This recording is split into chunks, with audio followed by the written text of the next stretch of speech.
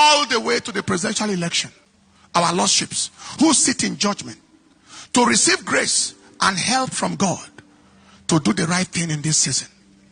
What can you do? One, whatever you can defend at the end of your life before God, the judge of all judges, the Lord of all lords, do it. Three, whatever your children and family can be proud of you for at the end of the day, do it. Five, whatever will leave you with zero regrets at the end of your life's journey, do it. Seven, whatever you will do, if neither fear, finance, nor favor is a consideration, do it. The EFCC have invited a former governor, Augustine Akpabio, who was also the ex-minister of Niger Delta, for questioning and also to answer few allegations as regards to a multi-billion naira fraud case, according to the Sahara reporters. All right. In turn, Augustine Akpabio has given a reply, and he said that he is undergoing treatment presently for pneumonia and cardiac arrhythmia and lung disease abroad, and thus he wouldn't be able to avail himself for investigations at the time. That is according to what the ex-minister replied the EFCC. You could see the indictment later on your screen, and the fact that he has refused to comply to the investigation invitation, that doesn't mean he will not really finally face the panel or face the Economic and Financial Crime Commission, EFCC. That is that on that particular update. Next update is about Atiku Abubakar, the presidential flag bearer of the People's Democratic Party. Over time, due to the fact that the election times were here, Atiku Abubakar threw a backlash at his fellow presidential candidate, Bola Asiwaju Ahmed Tinubu, who is now the president-elect.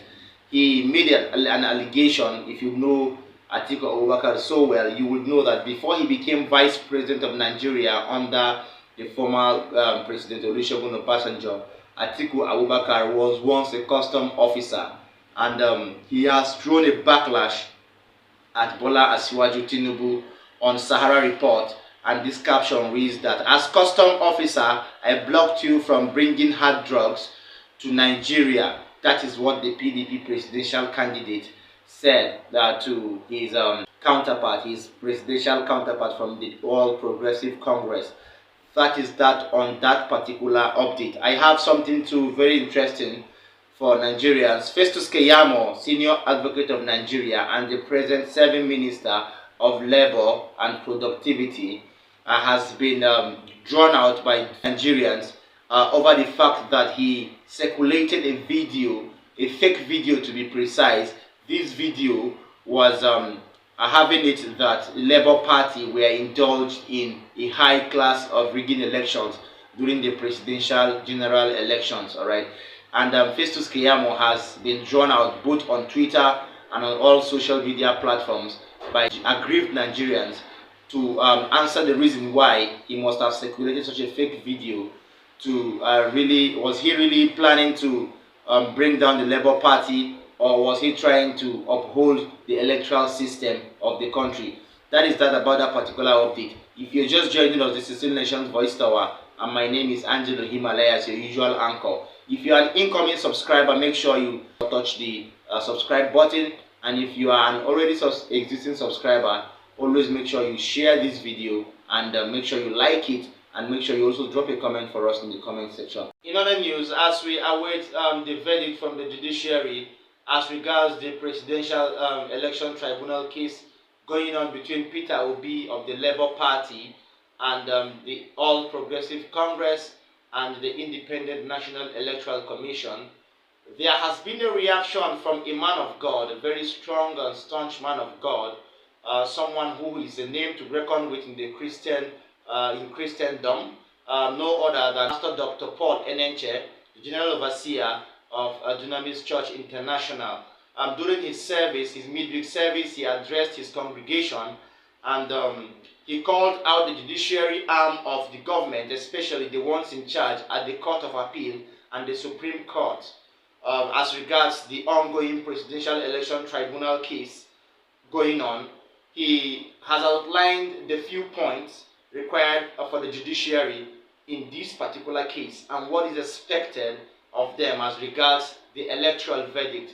I would like you to watch what he said during the midweek service. All the way to the presidential election. It is my humble prayer for our highly respected and respectable administrators of our justice system, our lordships, who sit in judgment, to receive grace and help from God to do the right thing in this season.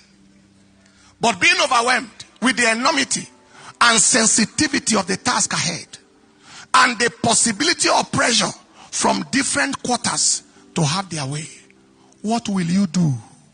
It may be very challenging at a time like this, but what will you do? What can you do?